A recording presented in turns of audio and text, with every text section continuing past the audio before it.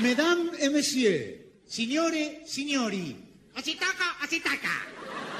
Iniciamos aquí y fuera de programa una nueva emisión de La Hora de la Nostalgia.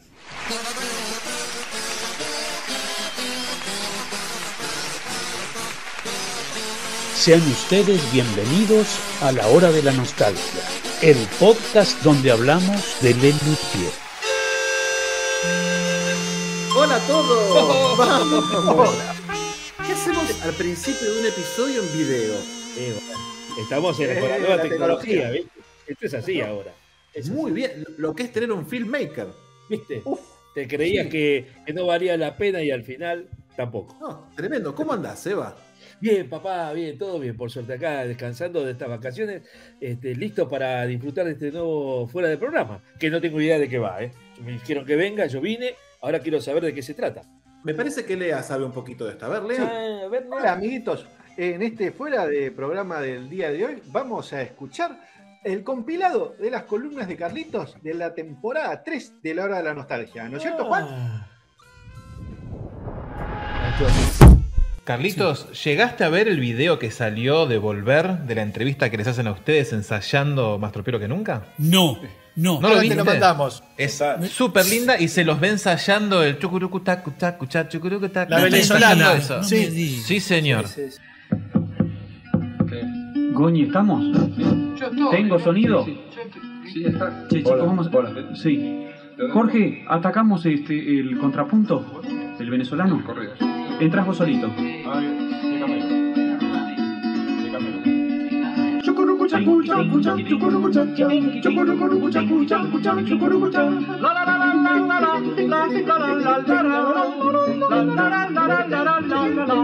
Y al llegar cerca del mar rogué que no se extinguieran mis fuerzas, que entonces eran por demás flacas. Me inspiré tomando el nombre de los indios del lugar y en aquel hermoso lar fundé Caracas.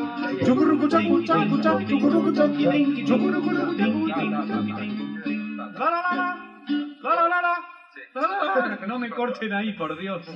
Apareció eso en YouTube, están ensayando en el Odeón, así que En el imagínate, Odeón, claro. Sí. antes de que estrenar Más Tropero que Nunca. Qué Sí, maravilla. sí, re lindo. Llega Mónica y están como durmiendo en la sala. Pero ¿saben Ahora te lo mandamos. que pasaba eso en la época de Más Tropero que Nunca? Nosotros necesitábamos ensayar en el escenario para hacer la apuesta. Claro. Pero Claro.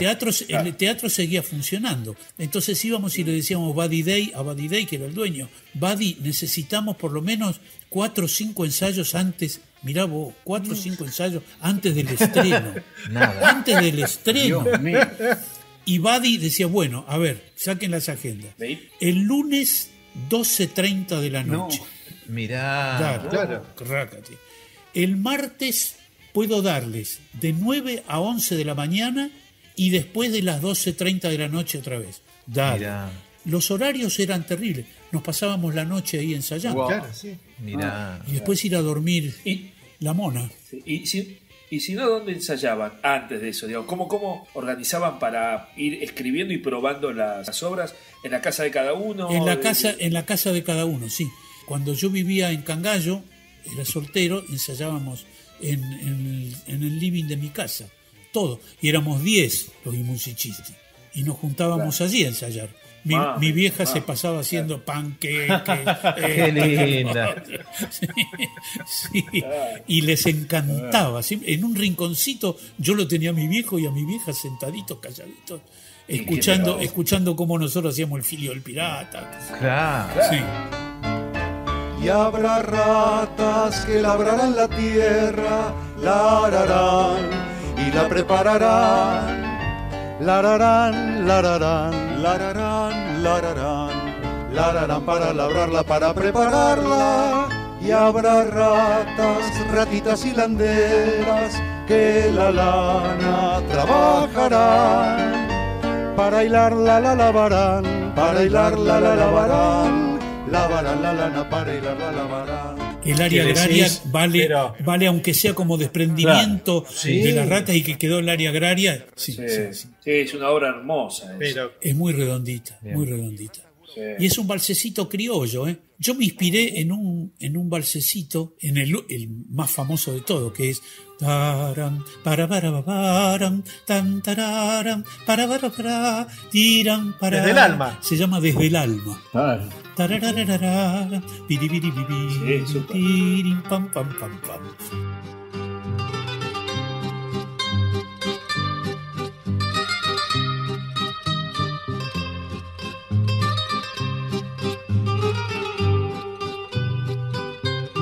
Sobre ese armé. La orquestación, ¿no? El piano, las guitarras y creo que está Pucho con un violín. Pucho está con un bajo, sí. Y Tenés razón. yo tengo que estar muy agradecido a Jorge. Yo llevé las partituras y él tocaba y todas las noches se acercaba y me decía, maestro, ¿a usted no le parece que yo aquí lo podría acompañar en terceras en lugar de al unísono? Hermoso.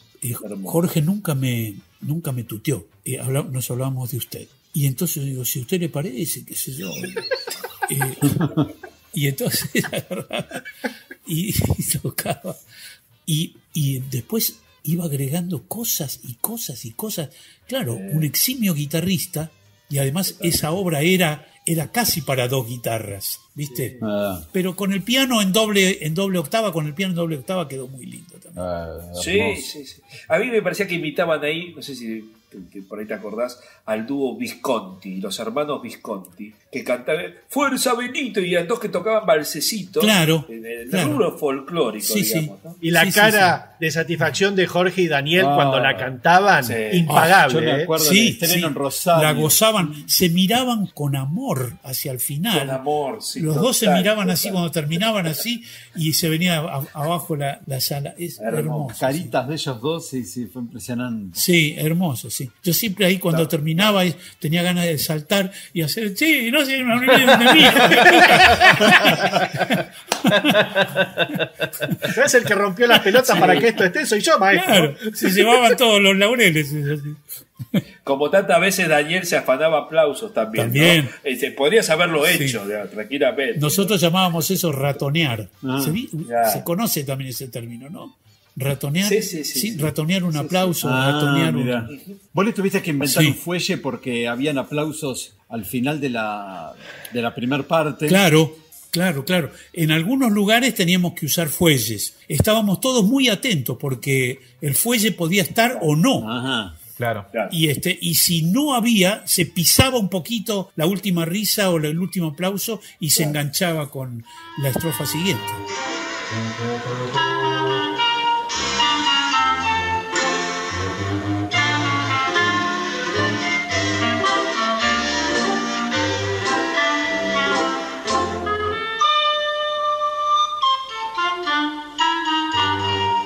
Lo que nos llamaba la atención del Papa Garland es la cantidad de partes que tiene Daniel, y lo que notábamos en una foto, que la partitura era más grande que lo habitual. Cuando venía alguien trayendo una obra escrita para informales, por ejemplo, las obras de jazz, ¿no?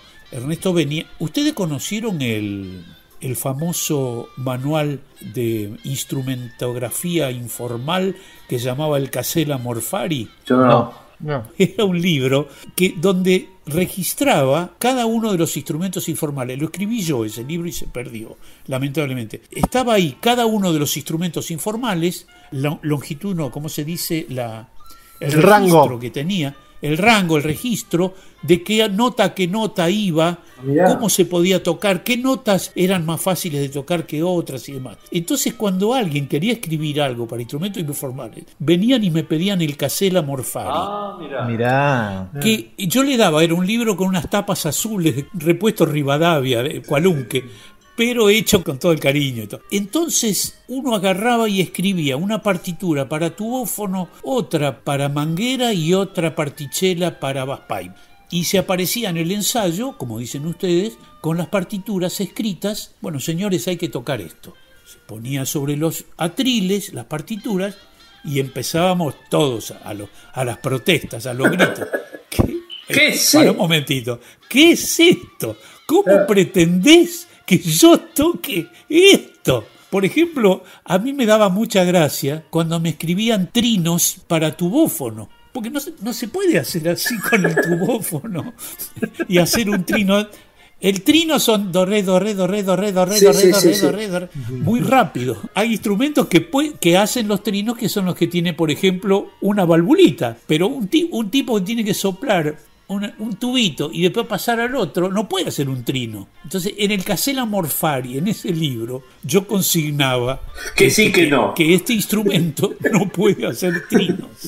Igual que Daniel tampoco podría haber hecho trinos con el Basspipe. Pero cuando aparecía esa partitura, Daniel la miraba muy, ¿cómo te podría decir? Muy seriamente, la consideraba, empezaba a mirar y miraba, iba tocando y de pronto tropezaba con una imposibilidad. No, esto no. De acá a acá yo tengo que cambiar muy rápidamente. Claro. Entonces iba y decía, ¿se puede mejorar esto? Entonces venía el compositor, venía a decir, ¿qué pasa, Daniel? Dice, mira, acá me estás poniendo esto y yo esto no lo puedo tocar. Entonces, junto con Daniel, veíamos cómo podía hacerse. Se reescribía. Se reescribía y algunas veces se reescribía mucho.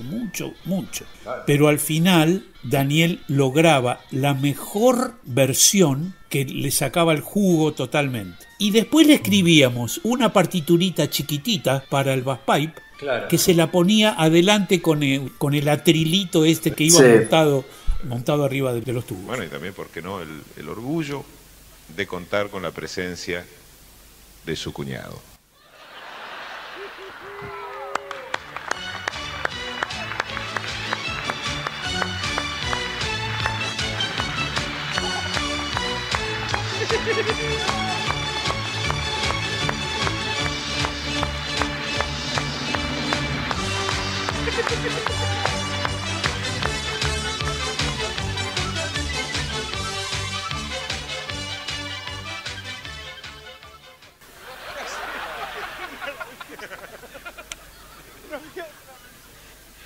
¿Nunca pensaron en las antologías reservarse un pedacito del espectáculo que les permitía a ustedes cambiar de obra función en función? Por ejemplo, hoy hacemos el Edipo de Tebas y la función de mañana hacemos el Teorema de Tales. Poner una canción solamente, por ahí no una obra de mayor despliegue escénico.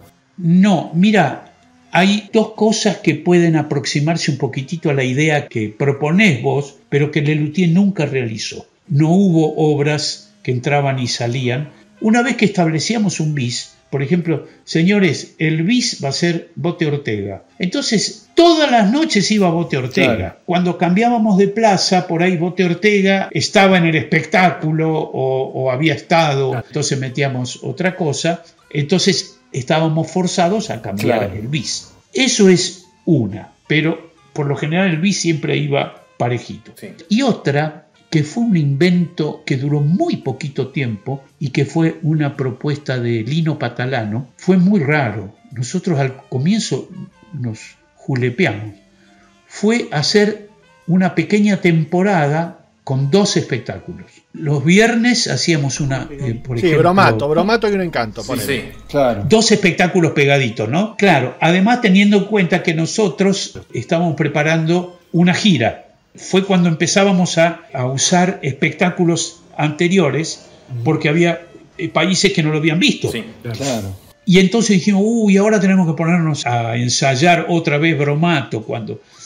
Y entonces a alguien se le ocurrió, creo que fue a Lino, dijo, hagamos una cosa, ensayen Bromato y foguéenlo 2 o 3 semanas, por ejemplo en Martínez, y los viernes hacemos Bromato y el sábado, y la gente que no vio uno, claro, va a ver el otro, lo que sea. Incluso nos ganamos público por gente que se había perdido el espectáculo anterior. Pero yo digo, tenés que tener en bambalinas el armado de 2 shows. En bambalinas, sí. Con todos los instrumentos y con todo el sonido de uno y otro. Exactamente, sí.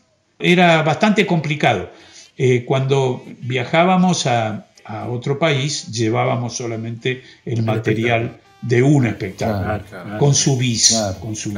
se llevaba todo. Pero acá hubo lugares donde hacíamos eso sábado y domingo, increíble, ¿no? Sí. Hablando así de bises, yo recuerdo, cuenta la leyenda, por ahí vos me podés decir, no es así, que en los premios Mastropiero el vice era Pepper Clemens, pero a veces alguien se tenía que ir temprano y hacían el explicado, que duraba bastante menos. Algunas veces eso se ha hecho, pero ha sucedido previa votación.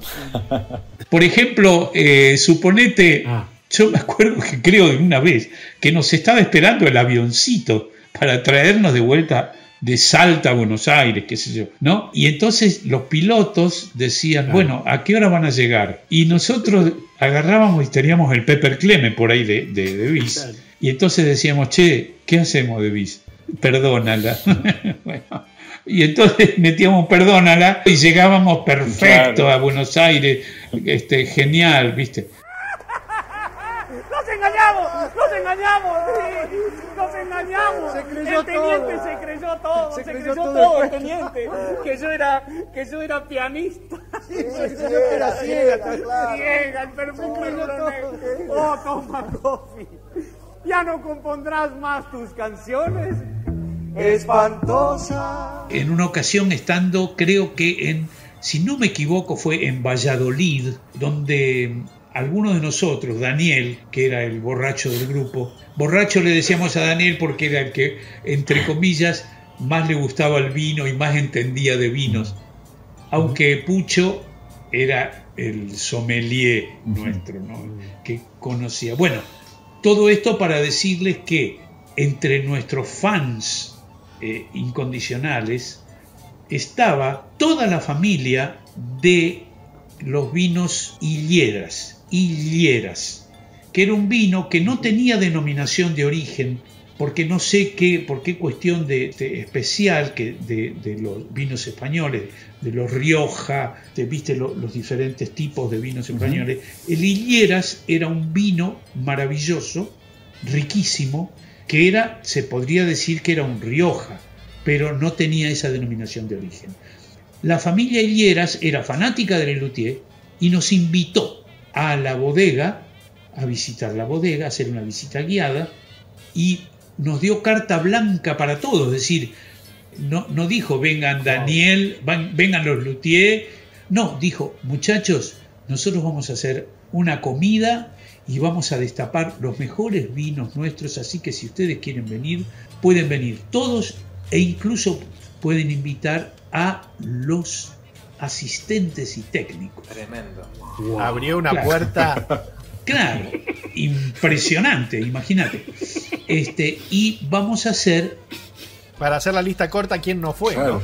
Claro, fueron todos fueron. Todos. Porque además el menú era corderos lechales hechos a la brasa especial, una brasa que ellos usan para conferirle el gustito además a la carne.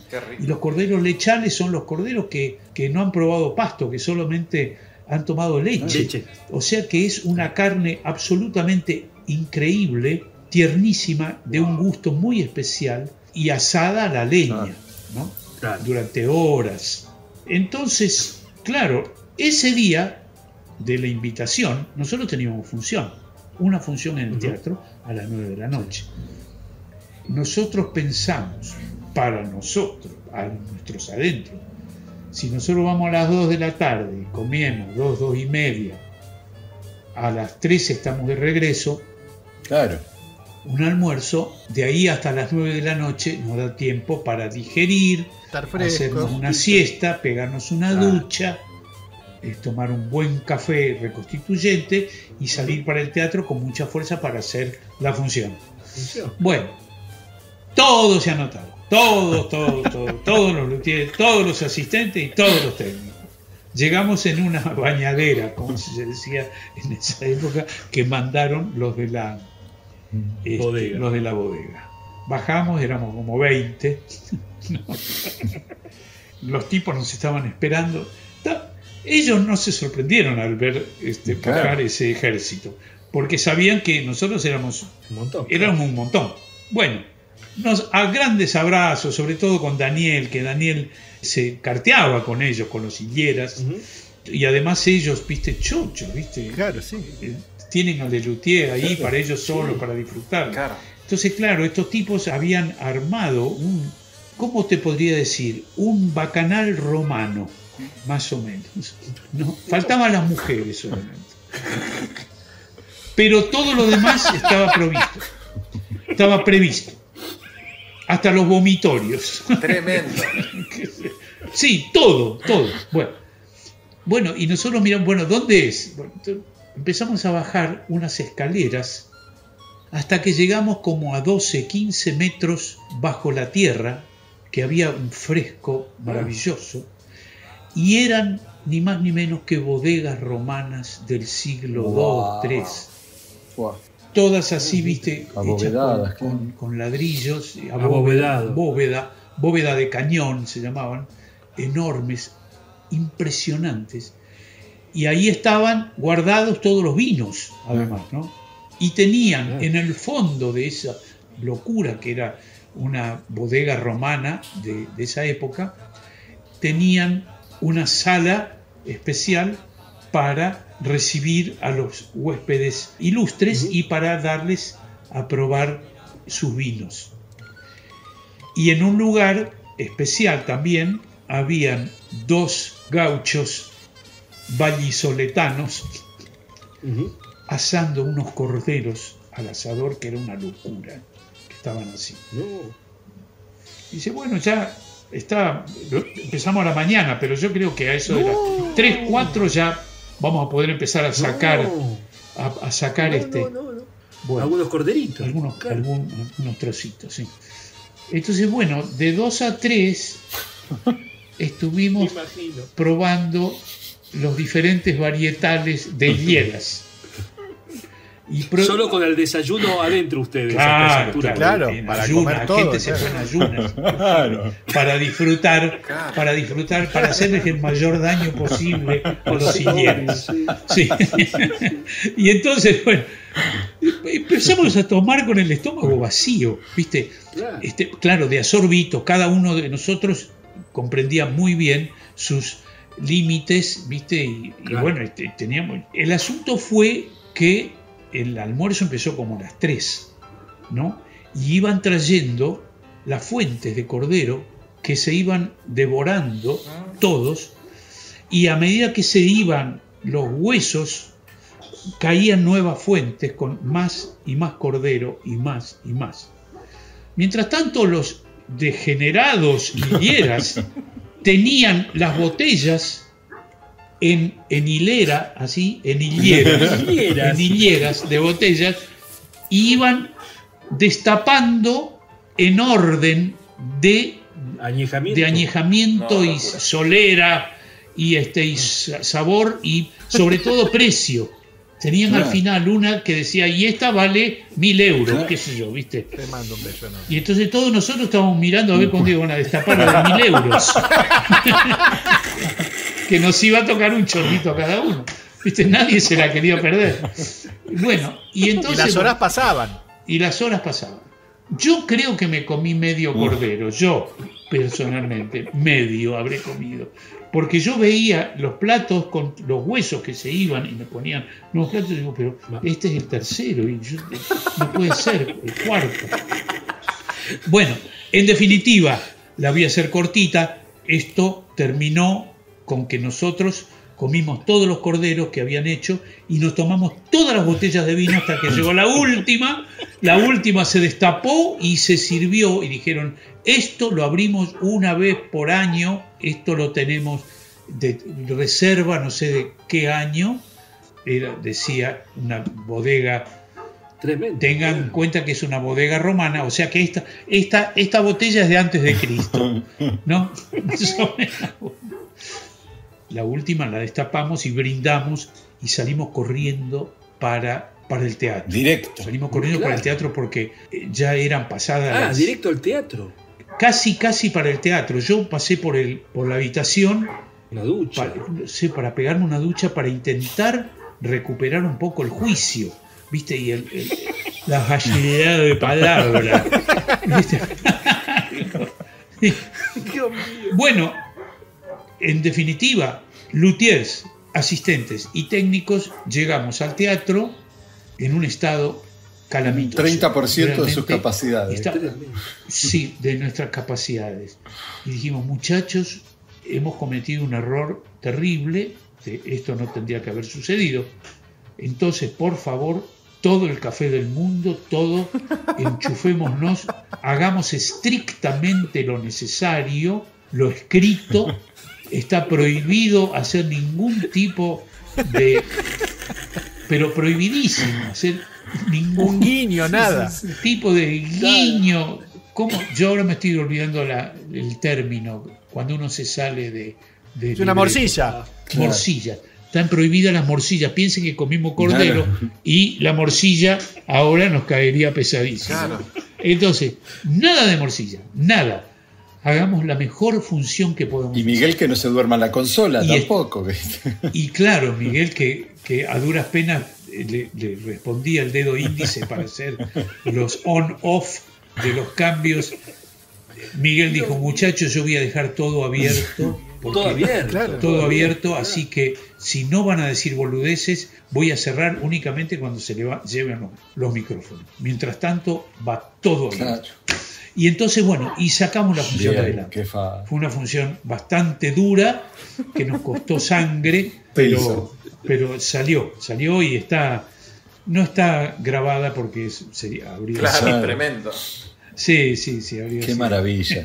Bueno, y esa fue nuestra función después del Corderito de Higuera. Decía, los miembros de la Sogenau decidieron realizar un festejo de repudio al doctor Schmerz von Utter.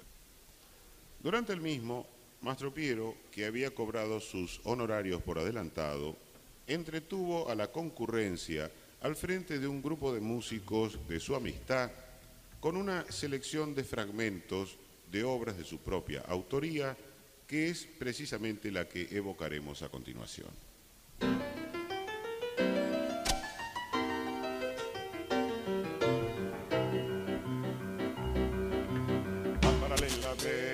Paralela C, paralela B, paralela C, paralela D, Opesa PQ, NSNT, Opesa PQ como MNSNT, paralela B, paralela C, Opesa PQ como MNSNT. En Grandecitos, ustedes decidieron para el primer show de Grandecitos hacer un potpourri con obras como Pepper Clemens, Edipo de Tebas, El bolero de Mastro Piero, los noticiarios. Yo voté en contra, yo voté en contra. Me cagué en ese proyecto realmente porque consideraba que era espantoso, era horrible y no merecía la pena ni siquiera probarlo. Bueno, contanos. ¿Cómo llega ese proyecto a Lelutier? Horrible. Y lo perdí con todas las de la ley porque... No, pero después ganaste porque duró 6 funciones. Sí. Exactamente, sí. Pero por esa ley que nosotros inventamos y que firmamos todo, ¿viste? Como quien firma un tratado. Un tratado de no agresión y después va y lo rompe. Bueno, el tratado nuestro era que si alguien traía una idea, la presentaba y si la idea no era una locura, si la idea era posible, había que hacer lo que el tipo que la presentaba. Sea una obra nueva, sea una variación a una obra que ya existe, lo que sea. Y Marcos venía insistiendo hacía mucho tiempo que él quería hacer un poco lo que él creía que nuestro público iba a aceptar encantado y que ustedes muchas veces dijeron, ¿por qué no hacen otra vez el bolero de Mastro Piero? ¿Por qué no hacen otra vez? Entonces Marcos se agarró y eso lo venía escuchando y ¿por qué no hacen el teorema? ¿Por qué no hacen esto? Y nosotros hacía años que no hacíamos todas esas cosas. Y dijo, hagamos una cosa, juntemos todos los pedacitos más lindos de todas las obras que el público nos está pidiendo todo el tiempo, que el teorema, que Edipo de Tebas, que el bolero Mastro Piero, que un pedacito de Don Rodrigo. Bueno, sí.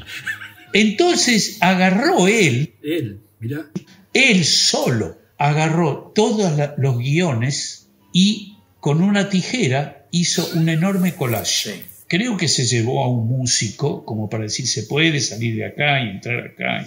Claro. Pero lo hizo bastante bien, ¿viste? Porque Marco no come vidrio, ¿viste? Entonces armó todo eso. Yo, que soy un purista y que pienso que las obras, tal como las hacemos nosotros, son 10 puntos. No pueden mejorarse esas obras. Están en su tope máximo, es decir, acá no se toca nada. Esto es lo que nosotros hacemos. Porque realmente es muy difícil mejorar, qué sé yo, la polonesa de Chopin, ¿viste? No puede venir otro músico y agarrar y hacer la polonesa y cambiarla un poquito y mejorarla. Lo que va a hacer es cagarla, ¿viste? Cuando Marcos lo presenta, dice, mira, estos serían los fragmentitos, cuando cuenta que acá compruebas cómo va a ser la cosa. La verdad yo no sabía cómo iba a reaccionar el público. No tenía ni idea. A mí no me gustaba, es decir, agarrar un pedacito del Edipo de Tebas, cuando el Edipo de Tebas es una obra tan redondita, tan hermosa, un pedacito, y meterlo, y agarrar un pedacito del teorema, A paralela B, empezar en A paralela B, pero ¿qué es esto? ¿Qué significa?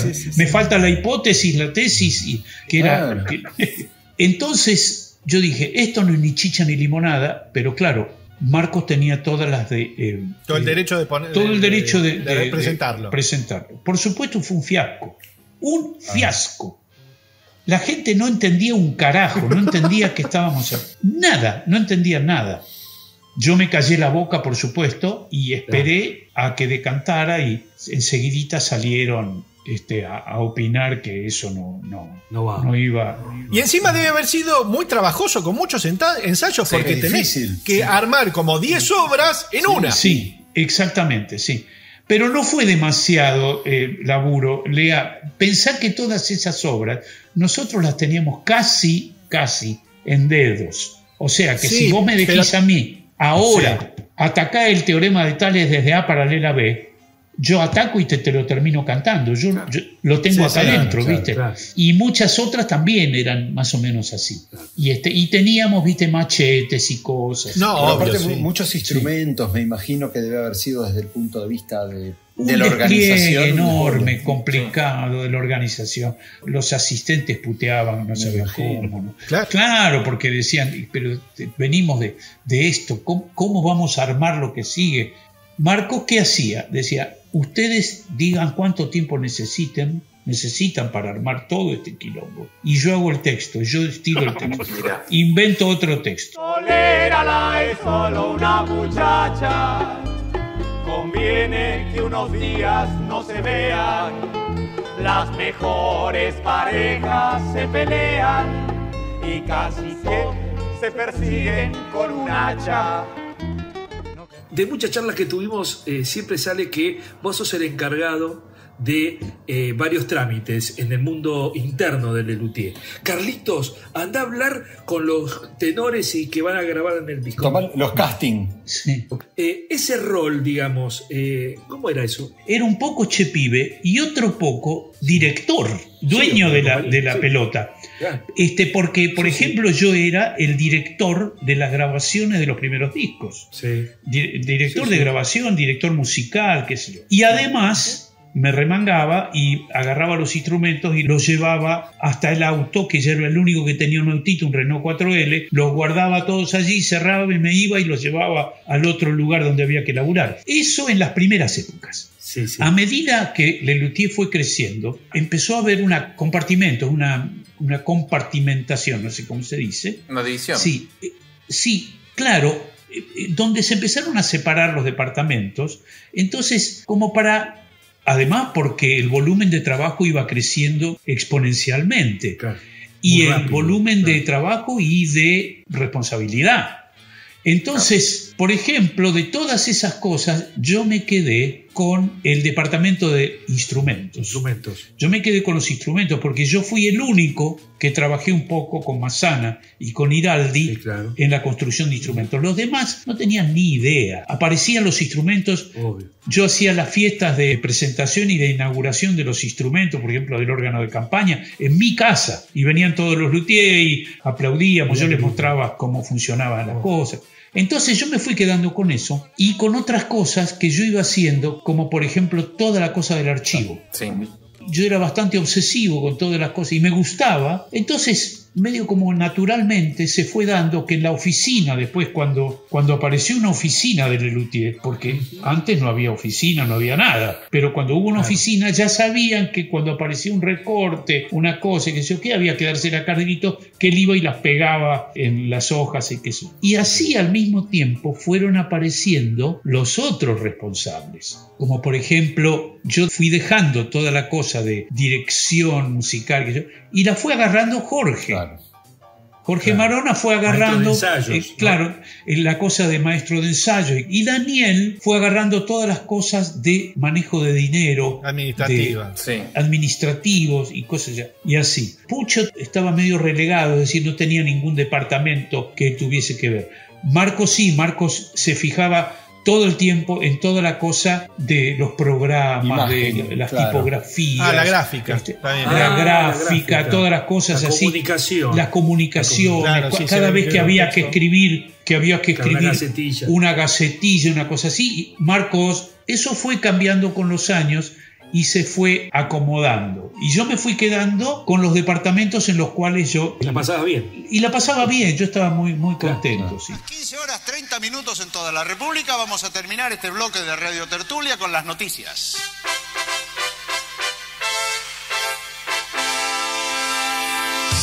Radio Tertulia.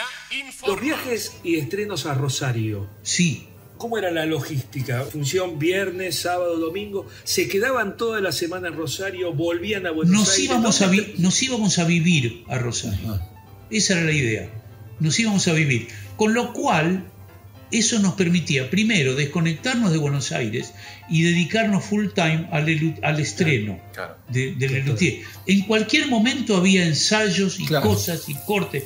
De pronto decíamos, a las 2 de la tarde nos encontramos, como dormíamos hasta el mediodía, entonces a las 2 de la tarde era levantarse, morfar y salir para el Astengo. Y nos encontramos a las 2 de la tarde. Allí había mesas en el escenario, gente que estaba corrigiendo, otros que probando cosas, qué sé yo. Nos íbamos a vivir. ¿Se instalaban 2 semanas lo que duraran? Sí, entre una semana y la otra viajábamos a Buenos Aires, salíamos por ahí el domingo a la noche, algunos, Pucho y yo, por ejemplo.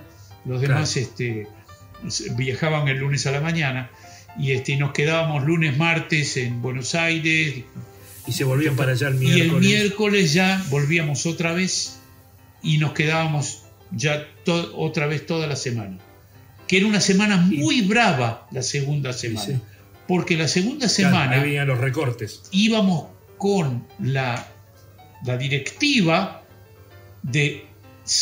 en esta segunda semana sale lo que se va a estrenar en Buenos Aires. Entonces, hay que sacarle media hora al estreno de la semana pasada. Exactamente. Entonces ahí nos rompíamos el culo, recortábamos, cambiábamos, sacábamos obras enteras. ¿Sí? Esto no va. Bloque. Poníamos otras cosas. Tremendo. ¿Y paraban todos juntos en el mismo hotel? Sí, todos juntos. ¿En el mismo hotel? Todos juntos en el mismo hotel. En el mismo hotel, sí. Ustedes buscaban hoteles que tuvieran sala de reuniones, ¿no? Porque ustedes se reunían a la mañana. Exactamente, nos reuníamos para mirar. Claro, eso te iba a preguntar. ¿Cómo se estrenó el viernes a la noche? Sábado al mediodía estaban todos mirando el visionado a la vez.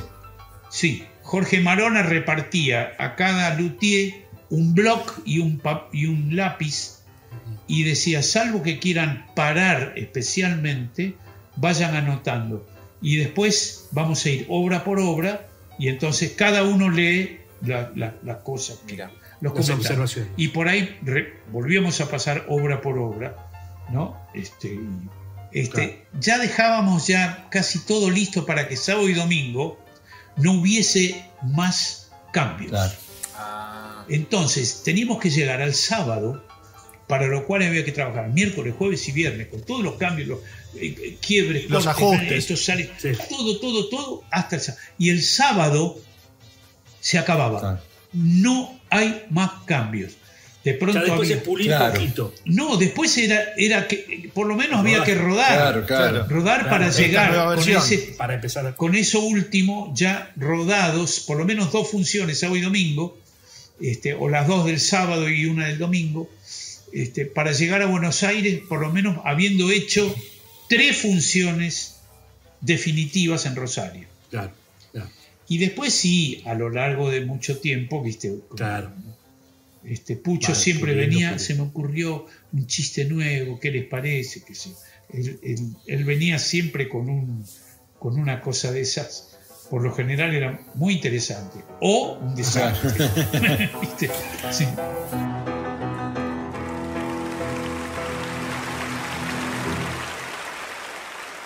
Un, dos, tres y cuatro.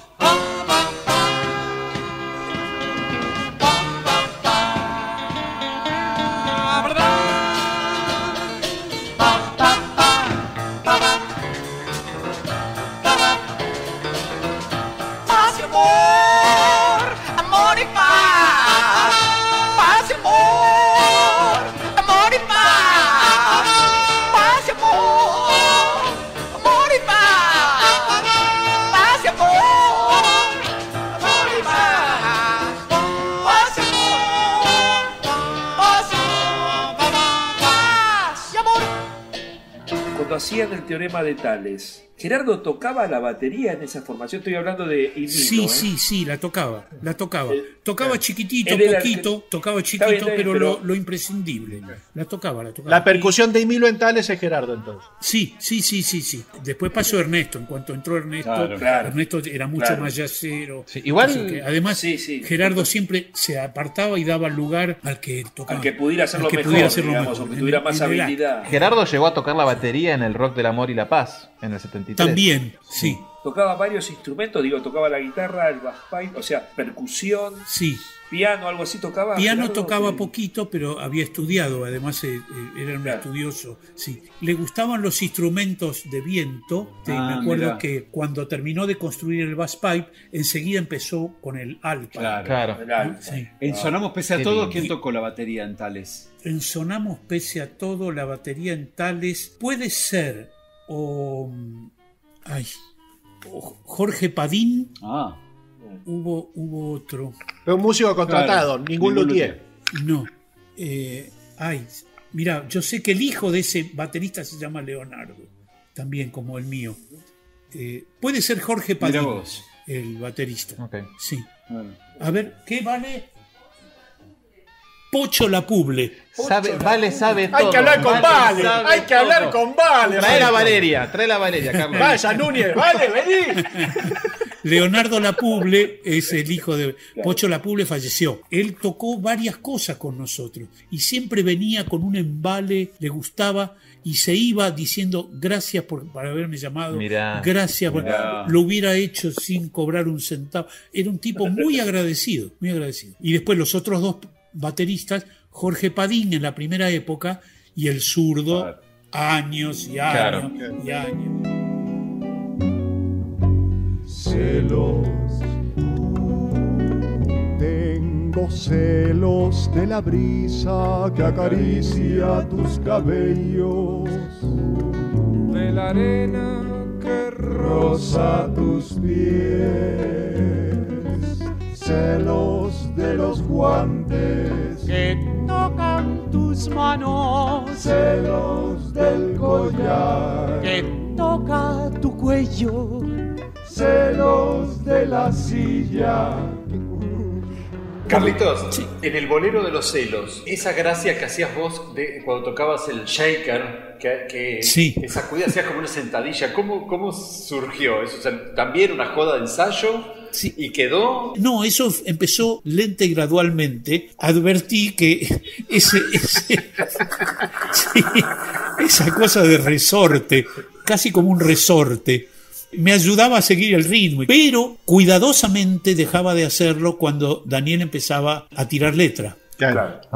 Porque era muy importante no distraer la atención del público, ¿viste? Cuando vos haces una de estas cosas y de pronto alguien al lado tuyo, un compañero está pasando letra y se la tapás, eso es terrible, es un pecado en teatro, es terrible, ¿no? Entonces intentaba ponerlo en los únicos huequitos que no había ni letra, ni nadie estaba diciendo un chiste, ni nada, que eran cuando terminaba una estrofa y empezaba la siguiente, y enseguidita paraba. Si vos te fijás en el video se ve bien clarito, que yo paro de hacerlo cuando empieza la letra otra vez. Claro. Hay una función que yo tengo por humor al arte que hacían fuera del programa y era tanto lo que estaba jodiendo con eso que te olvidas un texto.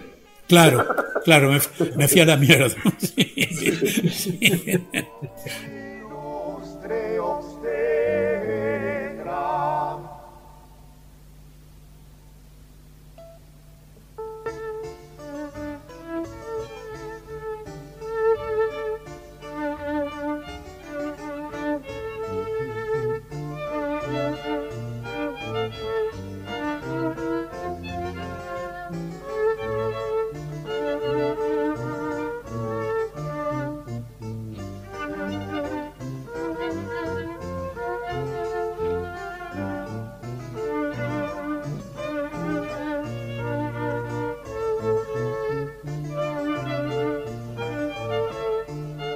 Una de las cosas que estoy haciendo, que empecé hace poco también, que dije, uy, ¿dónde me estoy?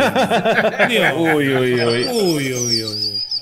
Es agregarle a cada una de las fichas. ¿Vieron que yo tengo un archivo enorme que se llama Obras, Textos y Guiones? Que vos apretás número 32 y aparece Bolero de Mastropiero, autores, fecha de estreno, etc. Bueno, un apartado nuevo que se llama Género u obra a la cual parodiamos. Muy lindo. Muy bien. Pero muy lindo. Con exactitud, ¿viste? Es decir, le pregunto incluso a los creadores, o voy a los papeles que tengo, ¿a dónde abrevaron? ¿Dónde mierda? ¿Viste? Claro. Y entonces, ¿cuál es la referencia? La referencia, sí. Y me encuentro con cosas espantosas como Pucho que me dice qué es lo que está parodiando Los Milagros de San Dádivo, ¿viste? Entonces dice, mirá, lo más cercano podría ser Guillaume de Maillot, siglo XIV, música borgoñana de cláusulas y cuartos. Dijo, andate la mierda, Pucho. Sí. Pero bueno, los gamelanes entienden más. El gamelán y el javanés. Pero totalmente. Por eso lo del gamelán javanés, que creo que es la única obra que nos queda por parodiar.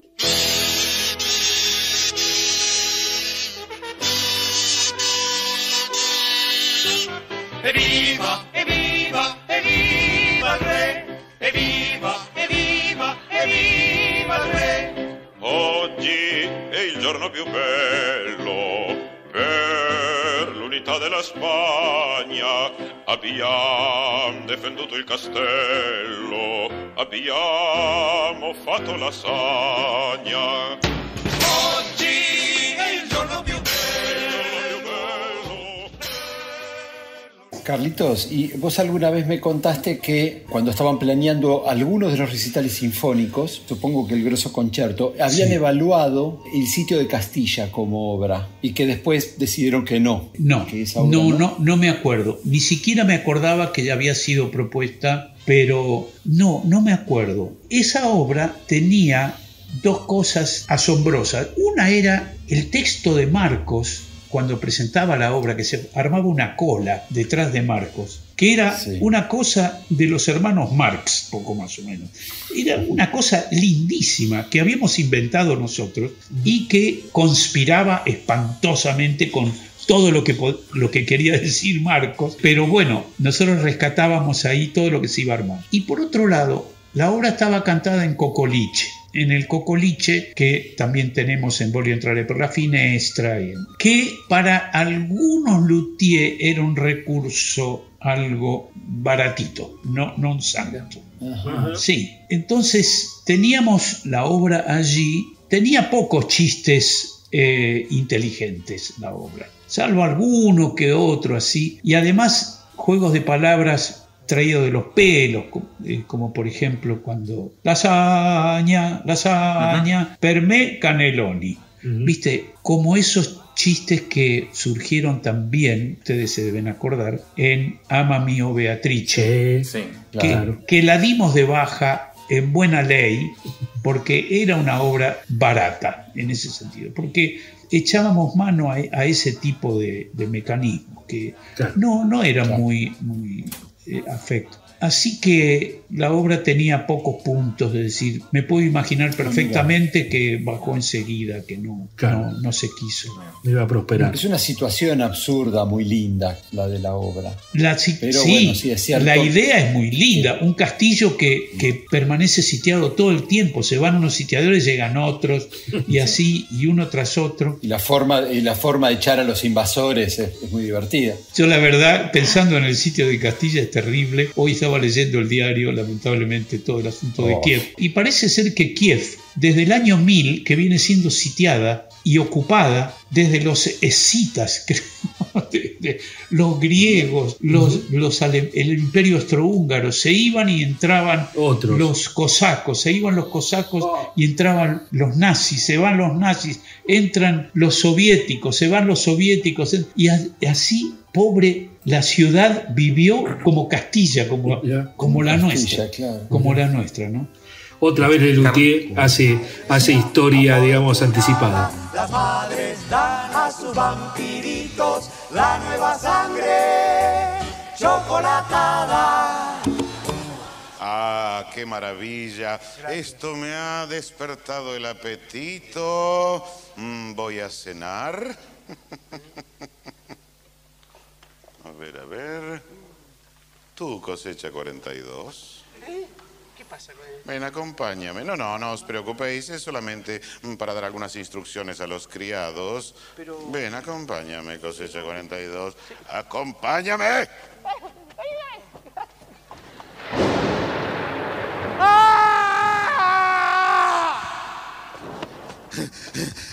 ¿Qué pasó? ¡Me mordió! Y yo por las dudas. Es que es muy peligroso, ese vampiro es muy peligroso. El Conde de Transilvania o El colmo del colmillo. Cuando la estrenamos, mayo del 96, duraba el triple. El triple. Estaba llena de cosas. La escena era la misma, un grupo de músicos que se metía dentro de, como en la película de Polanski de La danza de los vampiros, bueno, que nos metíamos todos en el castillo, porque íbamos con un encargo de convertir al vampiro al bien y qué sé yo qué.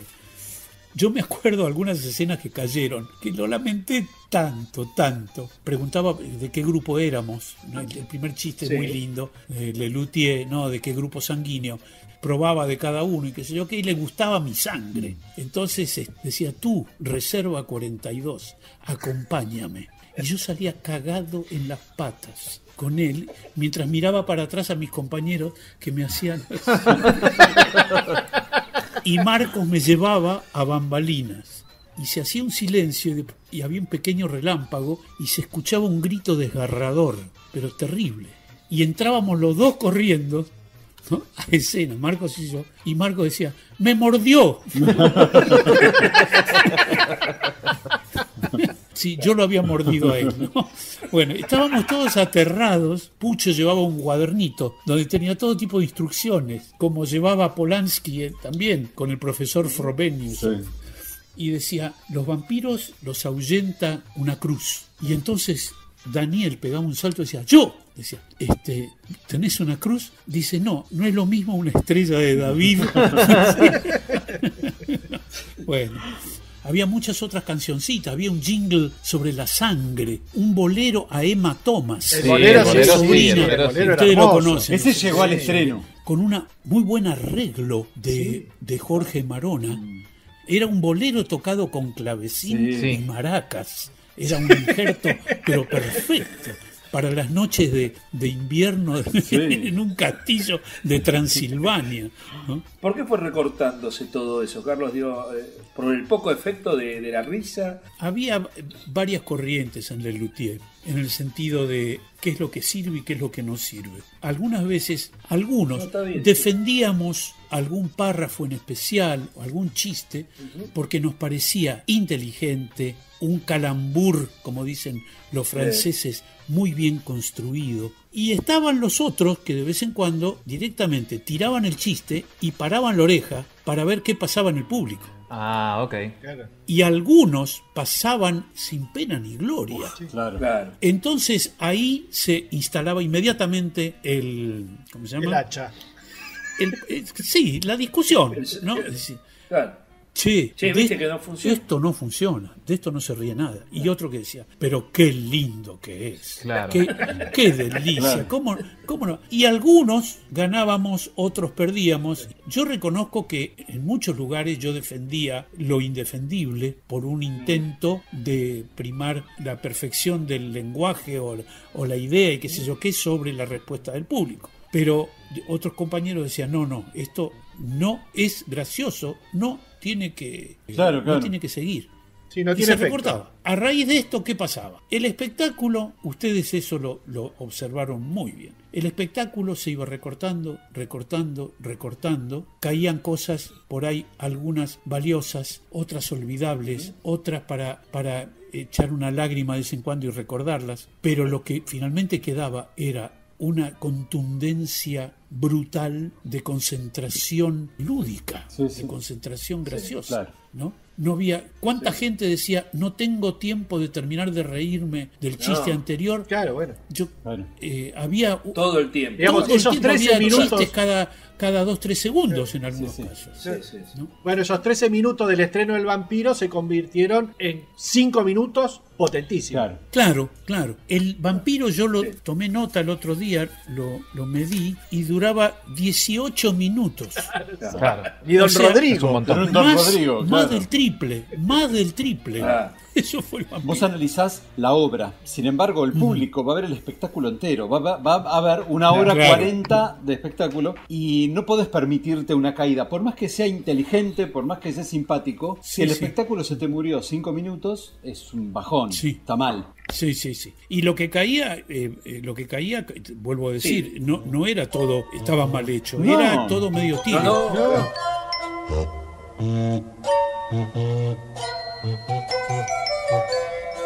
El polen ya se esparce por el aire con donaire, gestando con traslados tan normales, vegetales, las aves en parejas. Carlitos, si ustedes cuando graban el recital Mastropiero, Ernesto no estaba todavía, pero sin embargo cuando lo llevan a Trova, Ernesto ya estaba. En ese traspaso, ¿no hubo una tentación por parte de ustedes de cambiar algo? Decir, había sido mucho trabajo, Juancito, había sido un trabajo terrible. Además, reunir a toda la gente, los coros, los instrumentistas, todo, ¿viste? Y además nos habíamos gastado un montón de guita contratando por ahí violinistas y y lo otro. Laburamos muchísimo para lograr eso. Cuando se terminó, se arrumbó eso y se quedó ahí porque a Carlos Cortés se le acabó la guita.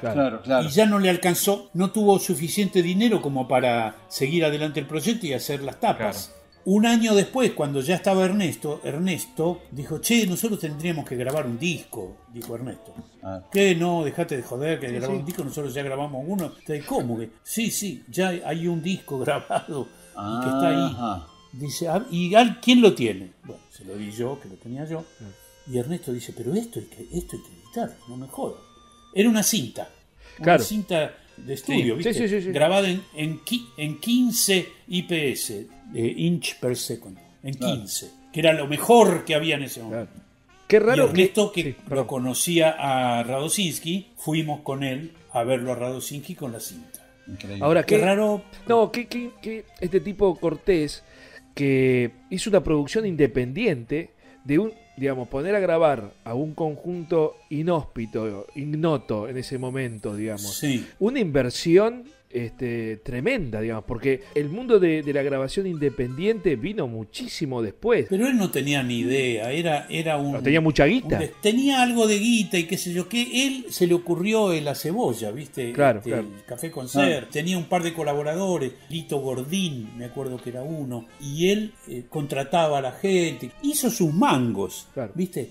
Y entonces de pronto, como todo empresario que ve que le sonríe la fortuna y que empieza a ganar guita y qué sé yo qué, enseguida quieren despegar con otras cosas. Claro. Este dijo, voy a hacer un disco con los luthiers y me llenó de guita. Y no pasó.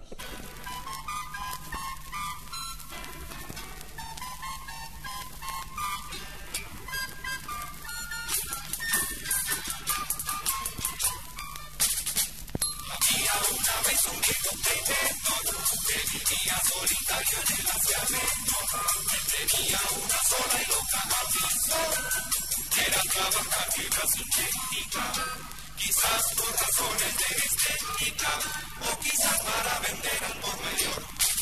La cuestión es que la cosa no andaba, y el pobre que quedó se lamentaba. Nos falta la data de los autores de las canciones de Bulky. Yo no sé si vos te acordás. Nosotros sospechamos que vos metiste mano en todas, pero no sabemos a ciencia cierta. La alfombra mágica. There is a Long Way y Los Imposibles. Los Imposibles. La alfombra mágica tiene toda la pinta de ser tuya. Sí. No, las 3 canciones eran de Hussein. ¿En serio? Te lo juro, yo creo que sí, eran las 3 canciones de Hussein y yo les hice a las 3 arreglos. Hussein me dio unos papelitos de mierda que daba él, recortado con una tijera, así, de Los Imposibles, que era una especie de rock, así. Un beat. There's a Long Way to Pakistan, creo que era la otra, y la otra era la alfombra mágica o algo así. Sí. No, un calipso. Sí, la alfombra mágica, un calipso. Las 3 obras eran de Jorge Hussein. Mira. Y las 3 obras las arreglé yo, hice todos los arreglos y las hicimos. Pues ya metiste mano. Sí, metiste mano. Claro. Y cuando salió el disco, que lo tengo ahí con el coso de rojo, metí mano. El disco decía 3 canciones de Jorge Hussein. ¡Pum! Mira. La concha de... Qué hijo de puta. Y yo agarré, me quedé así mirando el disco flamante que salía de las alfombras Bulky, que hicieron montones y repartían, porque el disco tenía la tapa con un trozo de alfombra. Sí.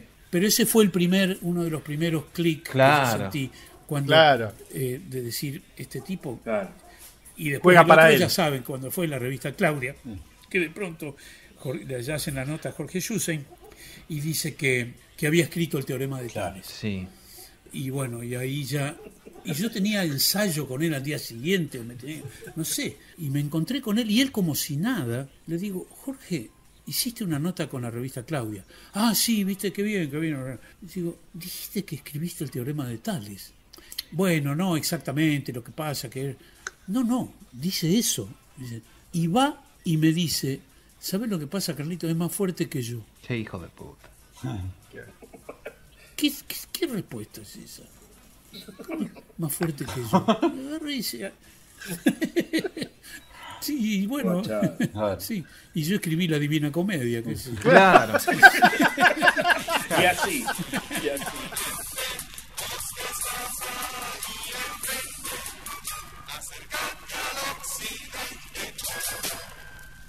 Llama una cosa, estoy escribiendo un libro. ¿Cómo se titula? ¿El qué? El libro. ¿Qué libro? Sabemos que está escribiendo un libro. Ya sé, ya sé a qué se refiere usted. Lo que pasa es que yo tengo varios libros escritos. Sí, yo ya los compro escritos. ¿Cómo los compro? Sí, vea, para mí un libro si no está escrito... Es como si le faltara algo, no me dice nada. Vea. Sabemos que está escribiendo un libro. Y dale con el libro. Mire, cambiemos de tema. Sí, ¿sabe una cosa? Estoy escribiendo un libro. ¿Cómo se llama? José Duval a sus órdenes. ¿Cómo se llama el libro? ¿Y qué sé yo? Se le dirá, venga, librito. ¡Libro!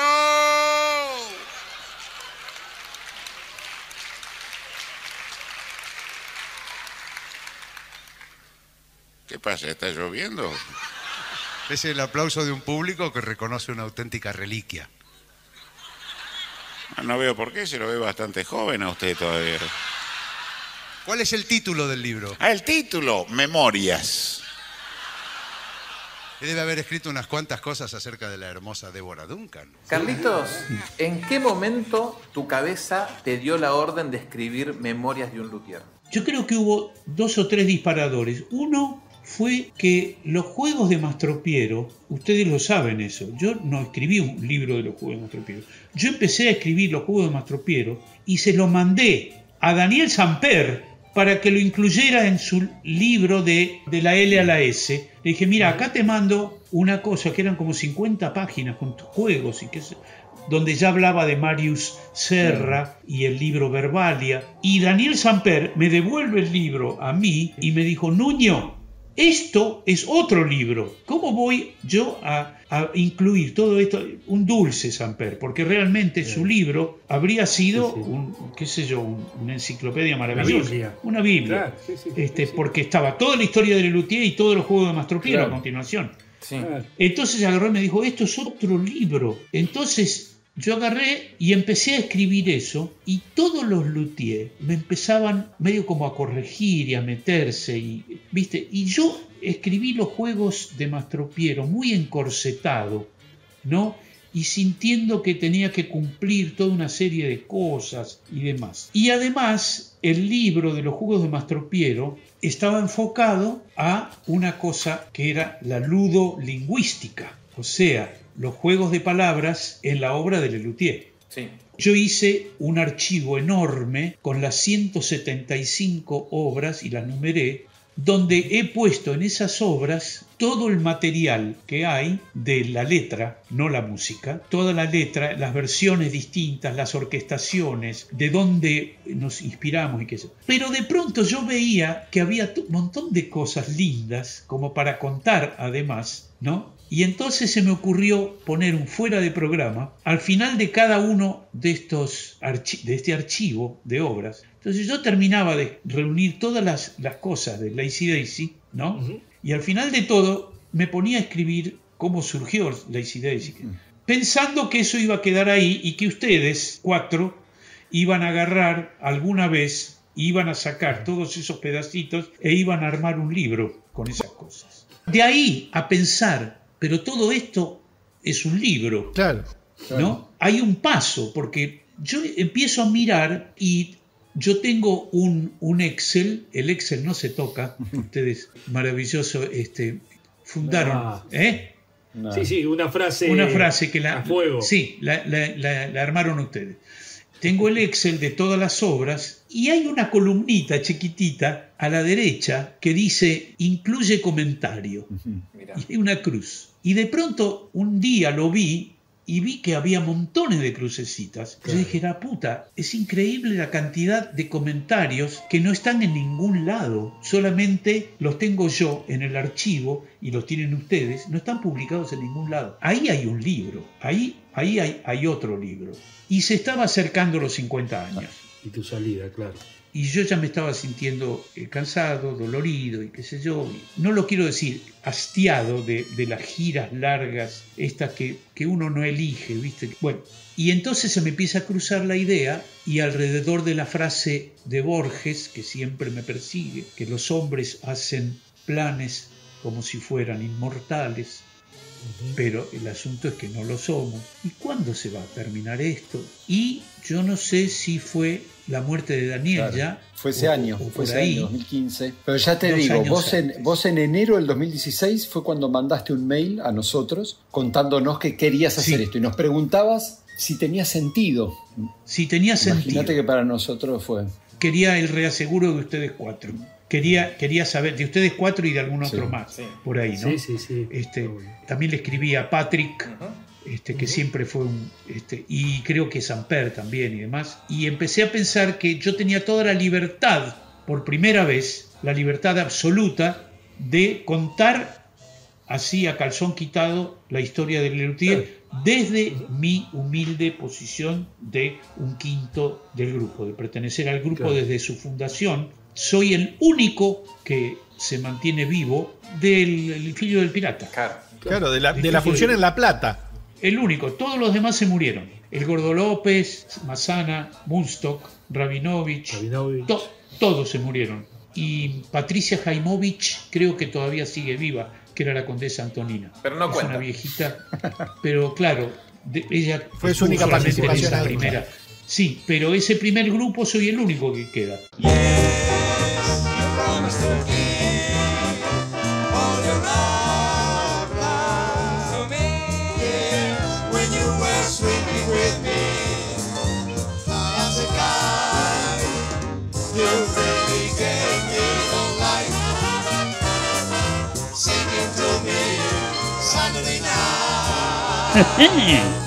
Así termina un episodio más del podcast de Lelutier.